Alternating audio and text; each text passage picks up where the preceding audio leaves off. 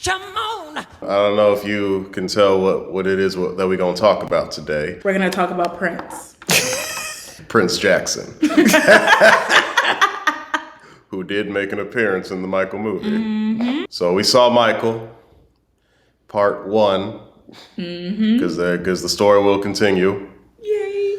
The fact that they didn't believe Mike fans wouldn't sit down for a 6-hour movie is crazy.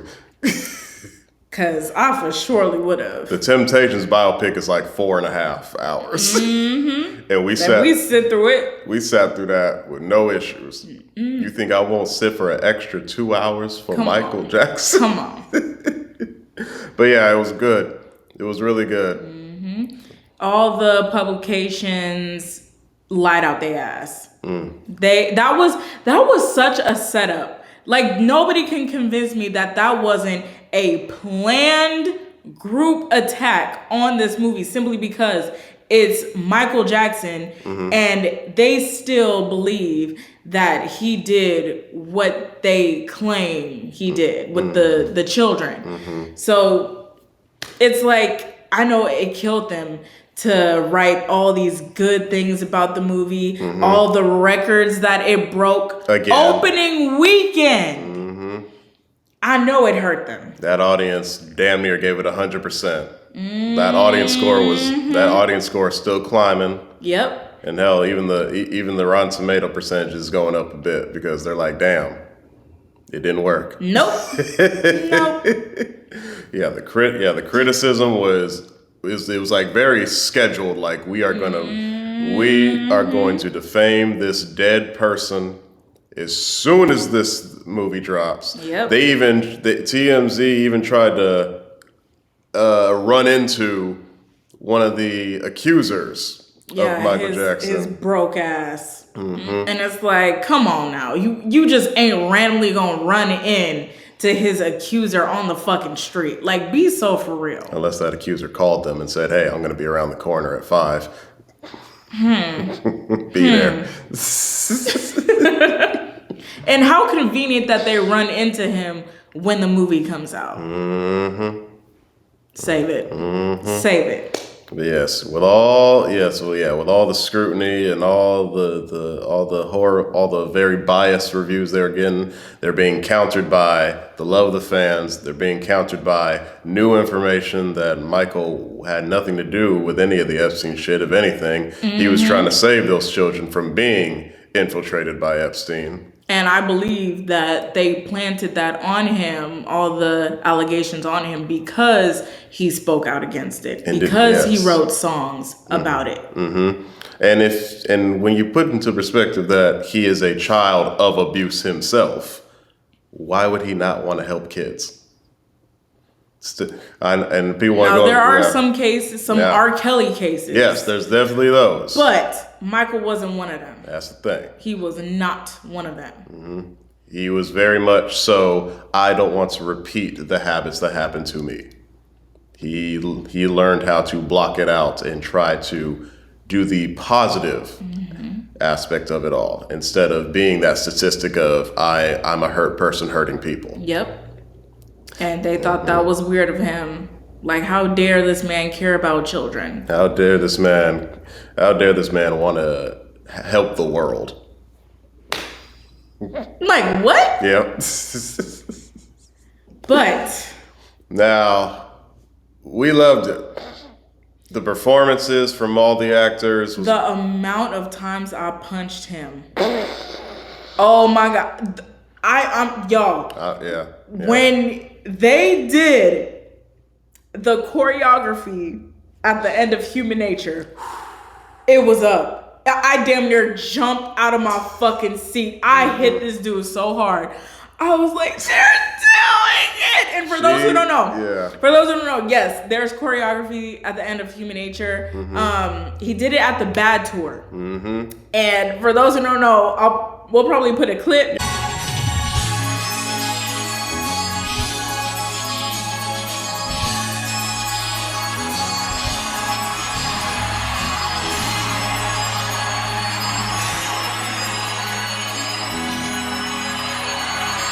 But yeah, as soon as he went, it was up. Yeah. It was over. It was over. I had tears in my eyes, y'all. I literally was about to start crying in there because it's like, get up. They showed a lot of iconic moments. That human nature choreography, him hitting the moonwalk for the first time while performing Billie Jean live, the Pepsi commercial. Oh my God. And then him cutting off Joe Jackson in front of everybody during... Baby!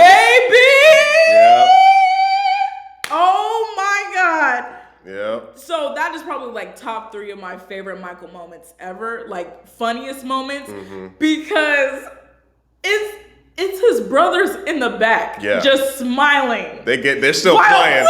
Yeah, they're like. And Michael's like, it's been a long 20 years. This is our farewell tour. Yeah. But this is it. Ooh, shake your body. This is our last and final tour. And I think this is our farewell tour. Y'all been wonderful. It's been a long 20 years, and we love you all.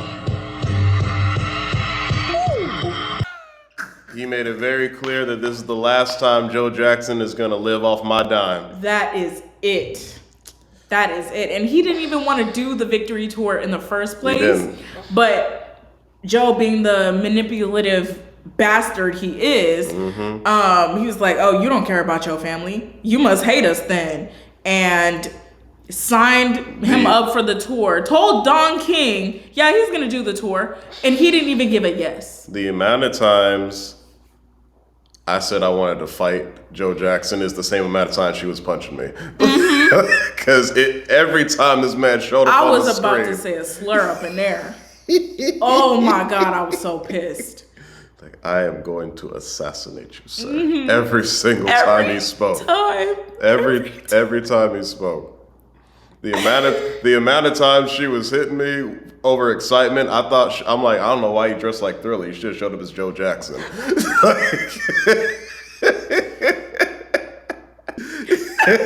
No, but honestly, I'm surprised that your arm is still standing. Well, this one was fine. You read the right one. I'm surprised that it's still standing. They did a really good job at showing a lot of Michael's humanizing moments when he was just an all-around caring human being. Yeah. And all of that had to be demonized because we're in a corrupt world that doesn't reward good people. They reward selfish people. Yep. They reward mean-spirited people. And it was good to what made it good was there's a whole new generation right now that ain't got no Michael Jackson in their playlist until they saw this movie. There's a whole new generation that gets to love Michael Jackson all over again. Yep. And see the humanity that was part of his legacy.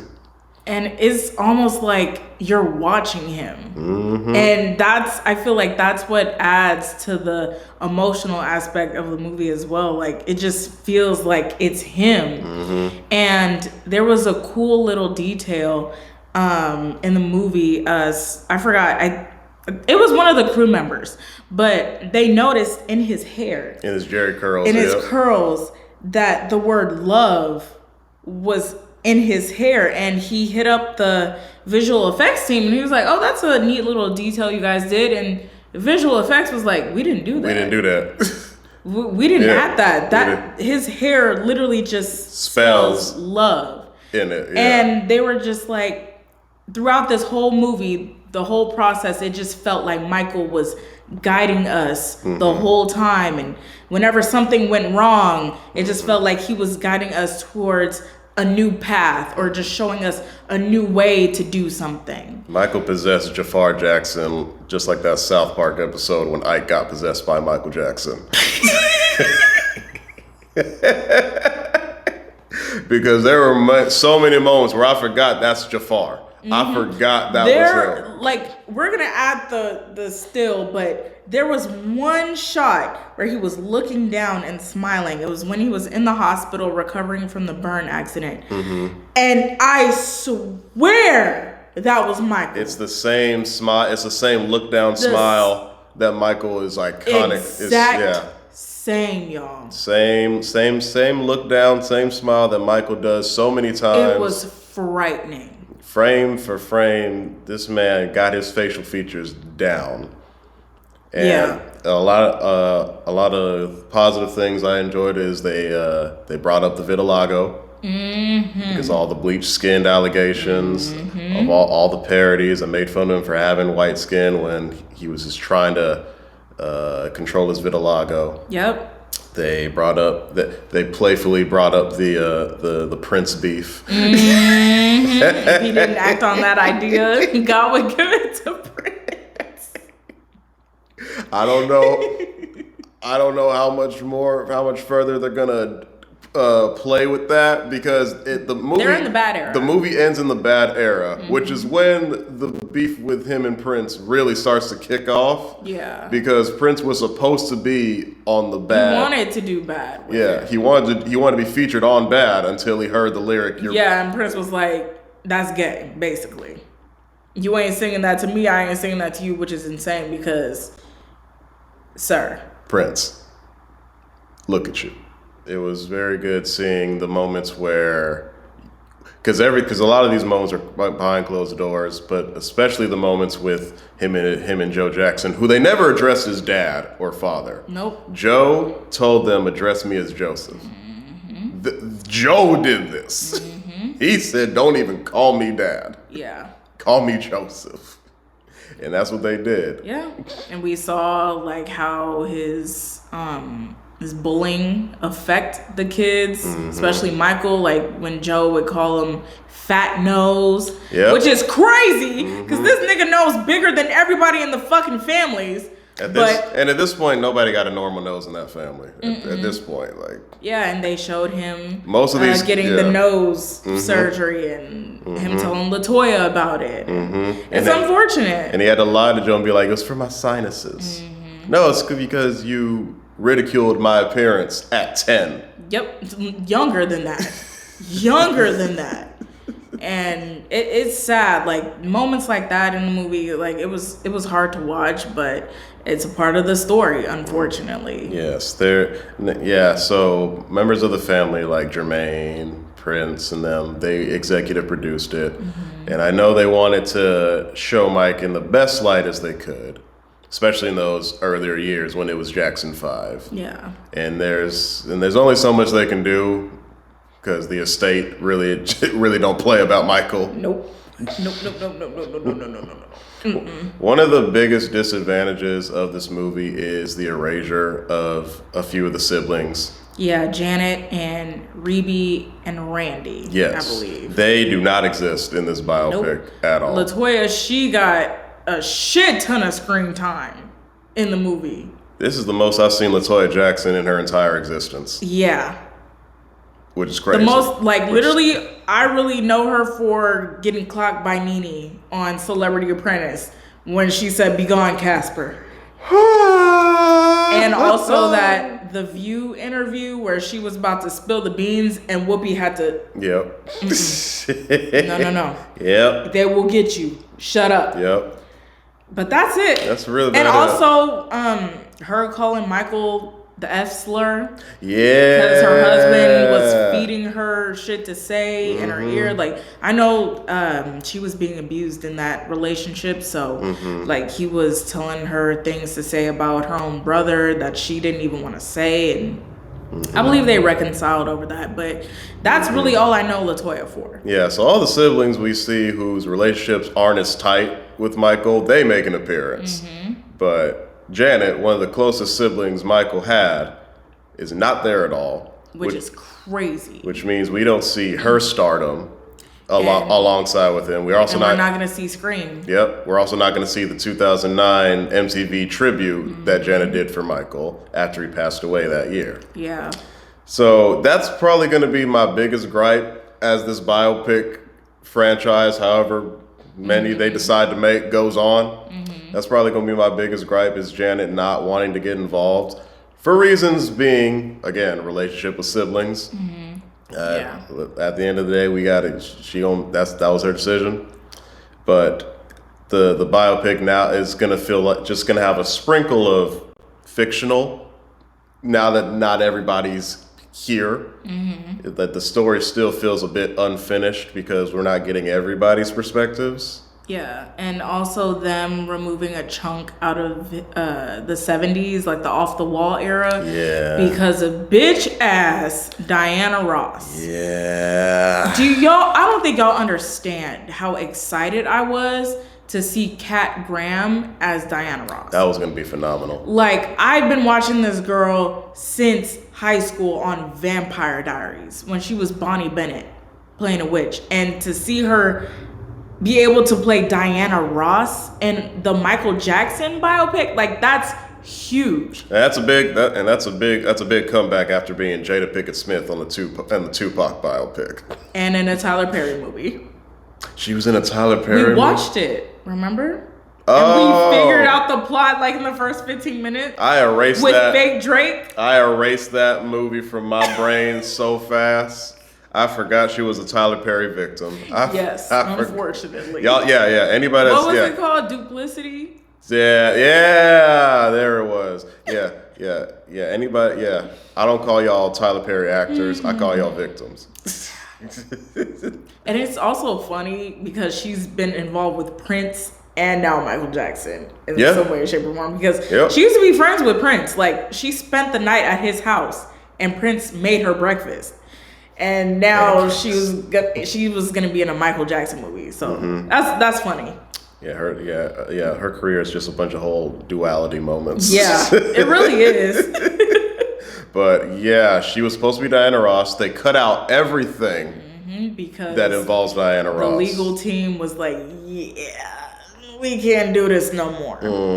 And because of that, we couldn't see him in The Wiz. We were robbed of one of the most iconic black films in the black community. That was a huge part of his story as well. Yeah. Because that basically kicked off his off the wall era and him working with Quincy Jones. That's how his relationship started with Quincy Jones. His role as the Scarecrow. Yep. And all they gave us was an Easter egg from the Wizard of Oz book. Just sitting in his he was just room. reading it. Yep.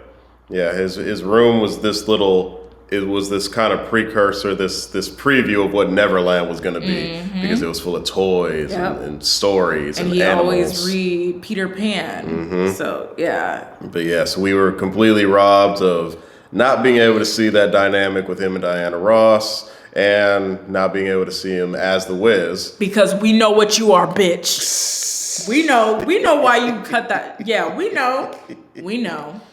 What's the matter? You didn't want anybody to see the relationship between you and Mike? What's the matter? What was wrong with the relationship between you and Mike? Was it unethical? They didn't do We Are the World. They didn't. Shit. They didn't. We didn't no. My God. They dropped the ball on that too. And that was another pivotal moment in Michael's career. Because he pulled a Nick Fury Avengers Assemble for all the artists to come together. If y'all didn't know, there is a Netflix documentary on We Are the World called The Biggest Night in Pop Music or something along those lines. And Lionel Richie, as well as a few others that were on the song, were talking about it, how it came to be. And basically it was after an award show. And they got a bunch of people together right after the award show to record this song. Like, it was late. From the night it ended up until wee hours of the morning they were doing the song. And that's how you got that iconic scene of Bruce butchering Cyndi Lauper and I think the other lady, I forgot what her name was. But they butchering the hell out of these notes. Michael went from swaying back and forth to just we down and out. And just sing up and if you just believe no.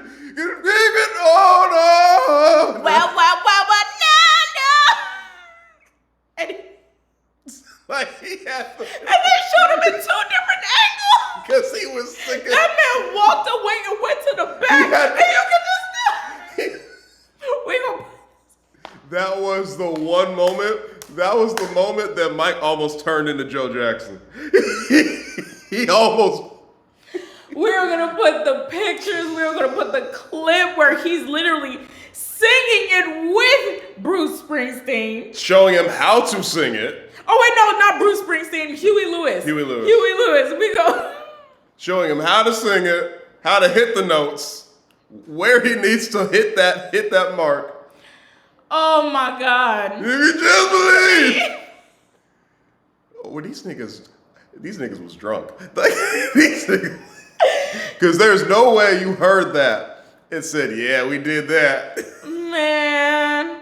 Such an iconic. So I hate that wasn't in the movie because that was huge. Yes, it's good. Yeah, as good as they got certain aspects, we were robbed of a lot of things. A lot of important moments in Michael's career. As a Michael fan, there are it's moments like that I was disappointed I didn't get to see. Those are probably the biggest L's in the movie. Yeah, because if you're gonna tell the story of somebody's life, you gotta make sure you have everything okayed, everything greenlit. Yeah, because it just feels fictional in a sense. Yeah, and because of that, there's a big chunk of time jumps that they had to do. Yeah, they were speeding through that hole. The 60s, his 60s and 70s. Yeah, we started the movie in 66. Yep.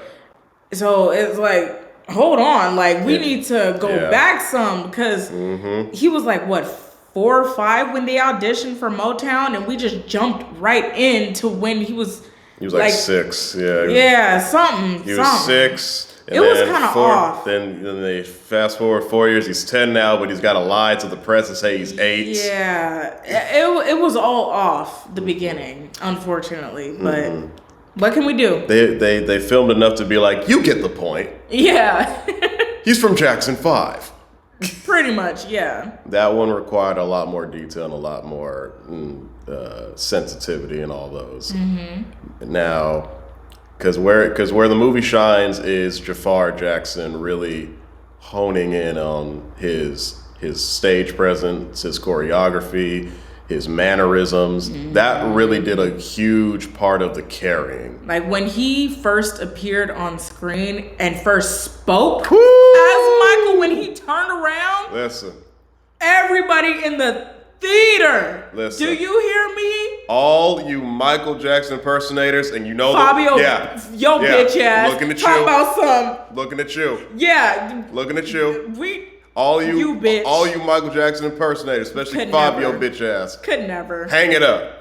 Could never. Find a new celebrity to cosplay, because you can never do what Jafar just did. No. That was insane. Everybody in the theater either gasped or cheered or whoa. Because we was like, God damn. Fuck? You sure that ain't Michael? Did they just bring him back from the dead? And yeah, and when he started dancing, when we first saw him dance as him, especially in the Thriller era. And when they were rehearsing for Beat It. Oh my God.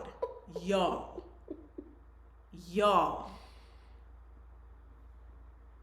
Aside from Kendrick Lamar, who else do you know that could bring Bloods and Crips together? Man.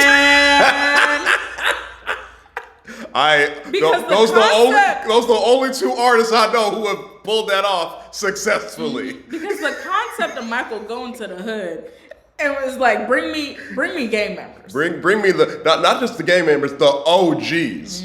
The OGs, the seasoned gangbangers. Have them people break dancing together, popping together. And locking. In fact, their pop locks and their C-walks is what inspired Michael Jackson to do the moves he's known for today. Yep. Crazy. And I can't wait for part 2 when we see The Way You Make Me Feel when he's surrounded by the Crips.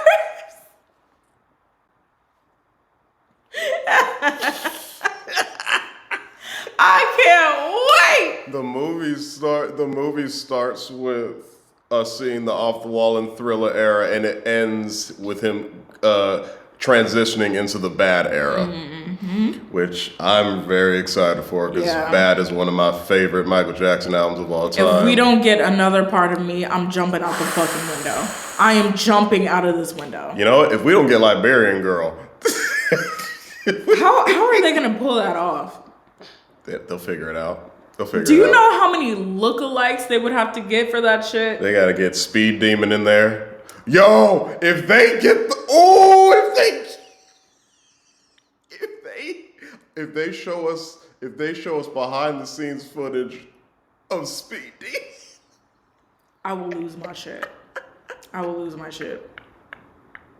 I feel like the Bad era deserves more love because even in real life, like when Michael was on the Bad tour, like he didn't really perform a lot of the songs off the Bad album. yeah, they all because a lot of people just gravitate to Bad, The Way You Make Me Feel, and Dirty Diana.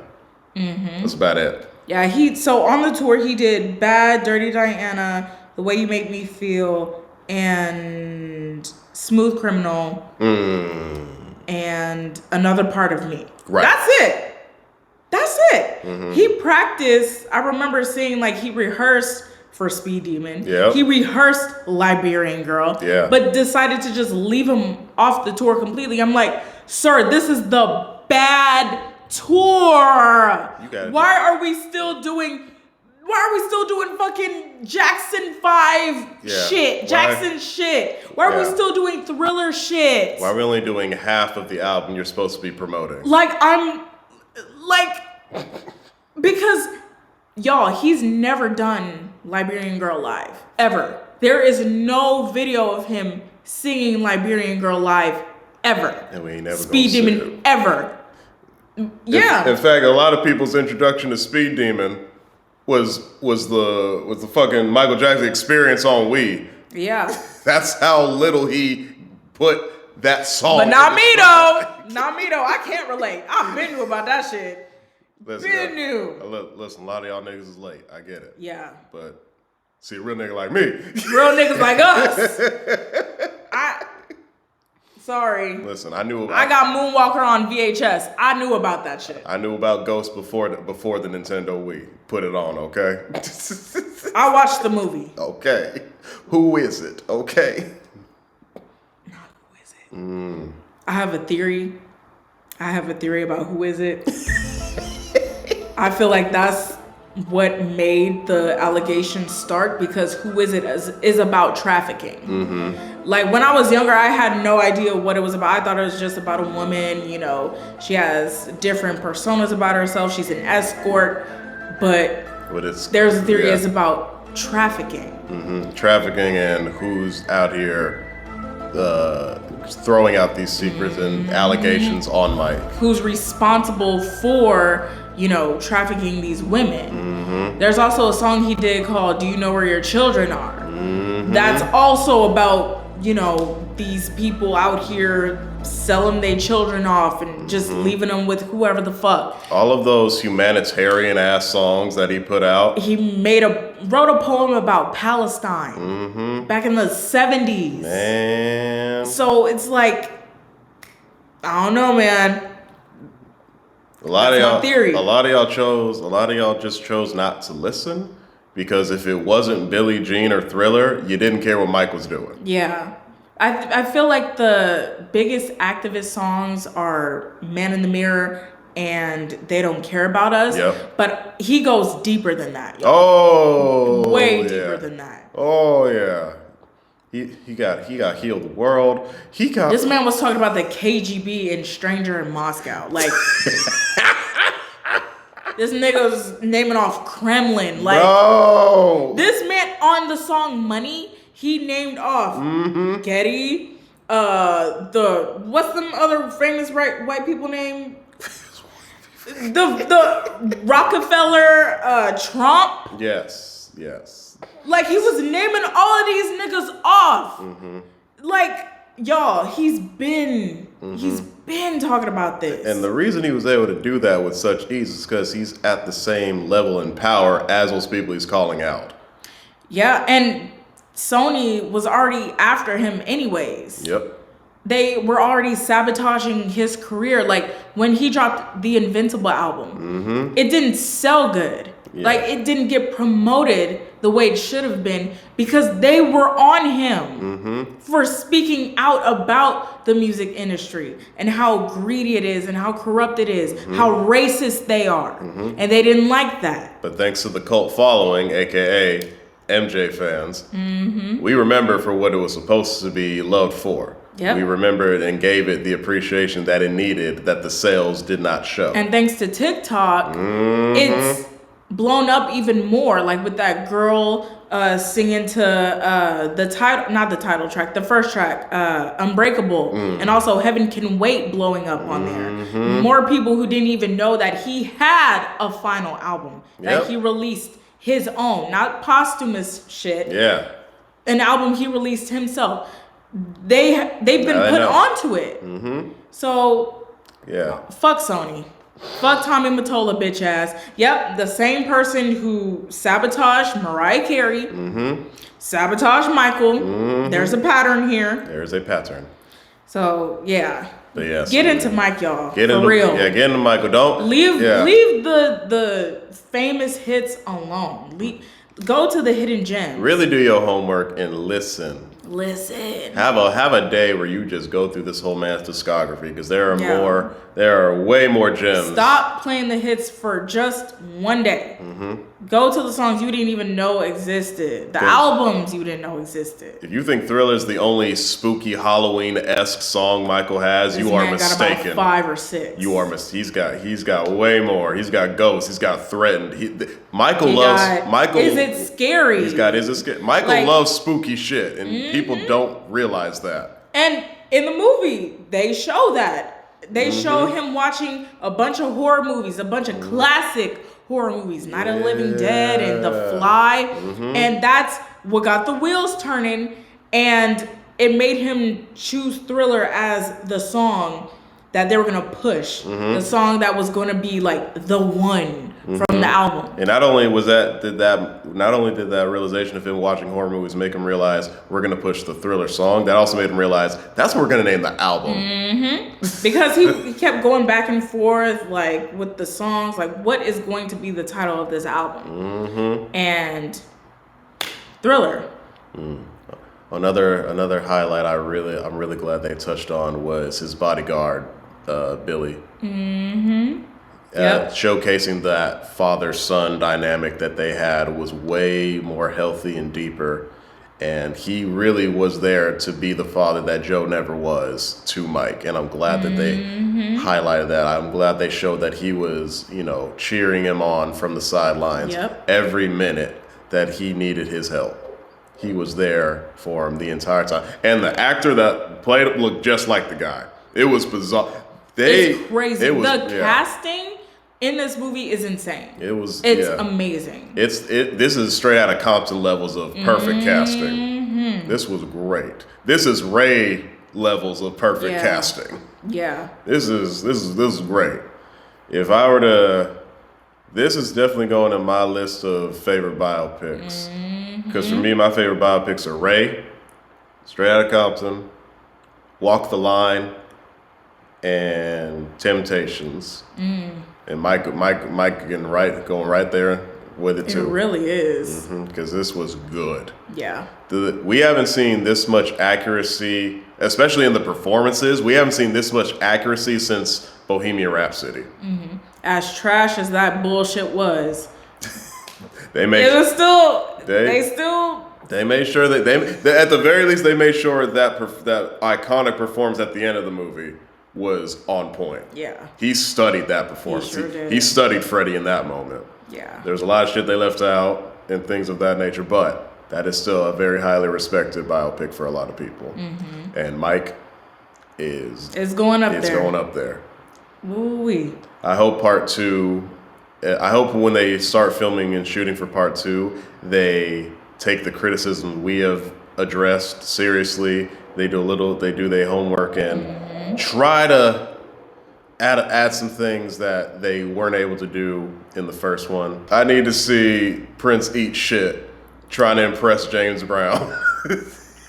It's too late. It is. We passed it. That was Thriller. You're right. Oh, it is. Fuck. Yeah. Shit. It's all right.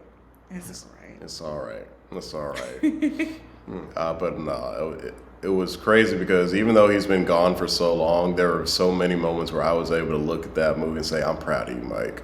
Literally. Especially when he finally decided to stand up to Joe Jackson and fire him through a fax machine. Can you imagine you just at home? You chilling and you hear some beep beep boo boo boo beep. That boy done fired me. Nina, you see this shit?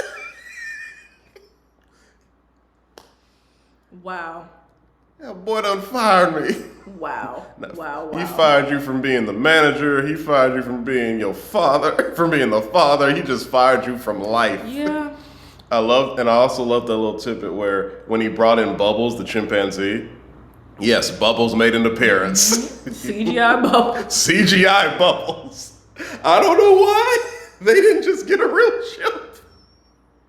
Peter would have been on their ass probably. Yeah, probably. Yeah, probably. But yeah. Bubbles makes an appearance, and he mentions how chimps can be very hostile if you come at them the wrong way. And he just stared at Joe. And looked right at Joe when he said that, because he's right. Yeah, if you treat apes poorly, they gonna react poorly. And Mike had to say that to Joe because specifically because Joe ain't gonna hit that chimp the way he hit Mike and them other kids. Sure ain't. We can't. Sure ain't. I can't clap back at you, but my boy Bubbles can. He made sure to tread lightly. Don't touch my fucking animals, Joseph. Man. Don't touch my chimp. Don't touch my snake. Don't giraffe. touch my giraffe. The giraffe even saw Joseph get fired. That was. It walked right on by. He saw him look at that fact and said, "Ooh." It's gonna be difficult because now they gotta kind of just ride the wave of what they started. Yeah. But hopefully they're able to squeeze a little more in there. And I hope they just don't focus on the allegations. Yeah. Like, I know that is a big part of his story. In fact, that's actually why the critics came after this first one, because they were trying to... They're like, where's the allegations? They're trying where's the child molestation? Where is it? They're trying to warp the audience's perspective already by addressing something that didn't happen in that time period. Exactly. The movie ended in the fucking bad era. That shit happened in 94 during Dangerous. Yes. Or a little after Dangerous. Mm-hmm. From the 90s to early mid-2000s, that's when all that bullshit was happening. Mm-hmm. So I really hope they just don't focus on that. I really do hope they at least also try to focus on the Dangerous album, because that was a new sound. Like, he worked with, he left Quincy Jones and started working with Teddy Riley. And that was a new sound that was made during that time. Like, that was the new Jack Swing era. Yeah. And that whole album was produced by him. And there was also some songs on there that addressed, really important, heavy topics. The first song, Why You Wanna Trip on Me, Jam. Woo! Come on. So I hope they pay that some mind. Yes. Make some space to still showcase his legacy and what he's done for not just the world, but for the culture. Yeah, because that's when he got really political.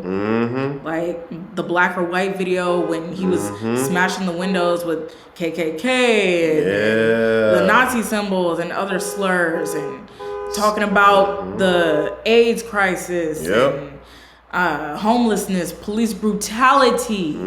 So they need to please focus on that. Because the further the further we go into Mike's career, the more you're gonna see just how alone and isolated he was becoming. That's why he wrote "Stranger in Moscow." And that's and you're gonna see that. You're also gonna see that paranoia that he had to face, and honestly instilled into his kids. Yep. Because he didn't want them to face that. The chaos that was going on in the world. That's why you're going to see them moving around from place to place so many times. Yeah. And having to come up with all these crazy disguises. The mask. So yeah, part 2 is definitely going to be a lot more sensitive to touch on. But you already know. You already know this is his story. We already know this is a story. It's gonna be hard, but yeah. You already started the car. Drive.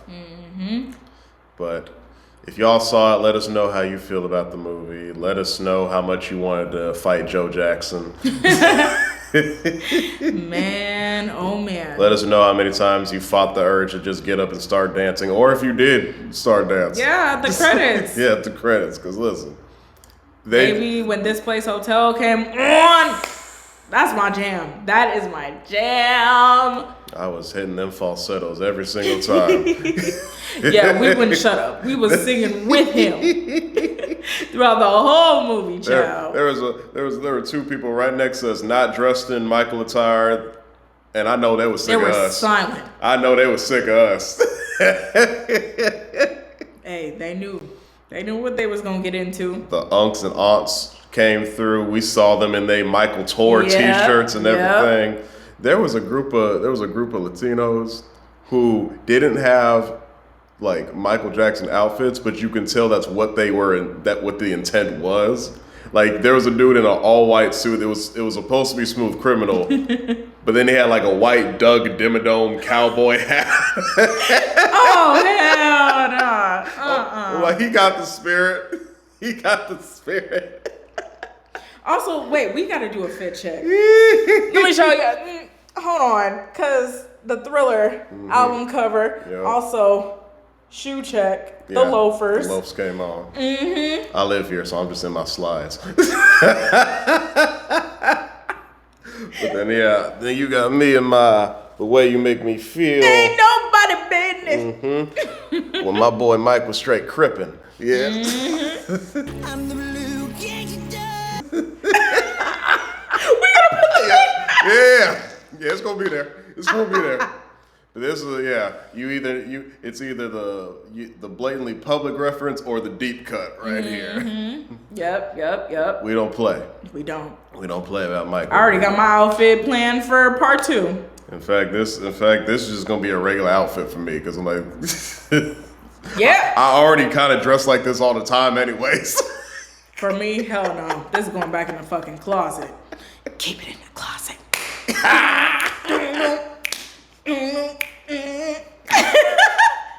Damn, in the closet. That means we might get Naomi Campbell.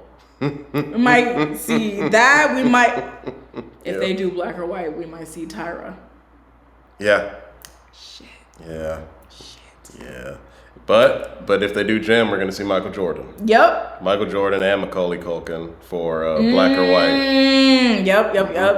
We're gonna see a lot of cameos. Yep. There's gonna be a lot of cameos in part 2 if they do it right. Yeah, hopefully. If they do it right. I really hope they not necessarily tread lightly, but just present it in a way where everybody can have an open discussion without immediately jumping to conclusions like the critics did. Yeah. Because at the end of the day, he gone. He can't speak for himself. But we gonna speak for you, Unc. We here for you, Unc. Oh, please. Oh, that's also. Wait, we're also gonna see Chris Tucker then.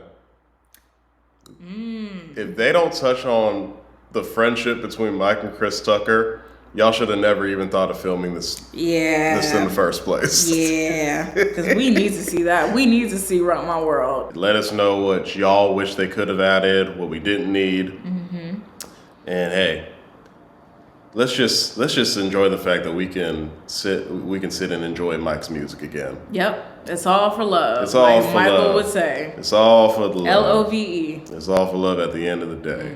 And I just love seeing how many people are showing their ass and showing their love for Michael Jackson again. The world is healing. It is. Because we're all just enjoying Mike's music again. Yep. And it's great. And it's great. So great. And it's great. And it's shutting up. Out here, I get to have a break from all the Drakes doing this, Taylor Swift's doing that. Shut up. We talking about Michael right now. It's all right. We talk about Michael. and how he's still number one after being dead for as long as he has. For almost 20 years. We about to hit 2 decades, and this man's still breaking numbers. Unc still got it. Unc still got it, man. That boy moonwalking on all of y'all. People are passing out in the theaters. I have seen tweets, videos of people recording people getting escorted out on gurneys into the ambulance because they passing out. And that's how you during know. Human Nature. And that's how you know Jafar Jackson did a phenomenal job playing his uncle. Because he got motherfuckers fainting in a movie. He got motherfuckers who were just watching the movie fainting. We're not even visibly with this man, and he's fainting. He's making people pass the fuck out. Can you? And then, when they do part 2, y'all gonna see what that nigga was doing at the Super Bowl. Yo. He stood here, stood aura farming, standing like Goku when he went Super Saiyan for the first time. For 5 minutes. Didn't say nothing yet. He didn't even move. Didn't move a muscle. He hasn't popped one lock. Them loafers have not left the ground. He's just waiting for everybody to calm down so we can. And they ain't calming down. And then he turned his head, and it was over. When he turned his head, niggas died.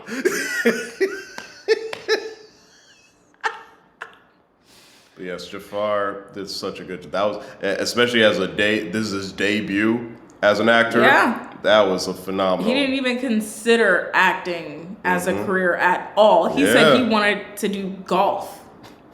He wanted to do something with golf. So, yeah, to have this as your debut. Yeah, and crazy. And it's for your uncle. Shout out to him. Also shout out to young Mike Giuliano. Oh, yeah, that boy. Sang. Shout out to Coleman Domingo. Oh, yeah, because you made me hate you, nigga. You made me want to fight your ass. And also to the critics who are saying this is the worst performance of his career, shut the fuck up. Shut the fuck up. Because if there's anything Coleman Domingo know how to play, it's an abusive man. Everybody did a phenomenal job acting. Shout out to Kat Graham playing Diana Ross, even though we didn't get to see it. I'm so sorry, sister, but I know you would have ate the fuck up. I know you did your thing. I know you did your thing, girl. Oh, yeah. You always do. You always do. Always. But thank y'all so much for watching. Thank you for being a strong MJ fan. Thank you for having good taste in music. So, we'll see y'all later. Bye.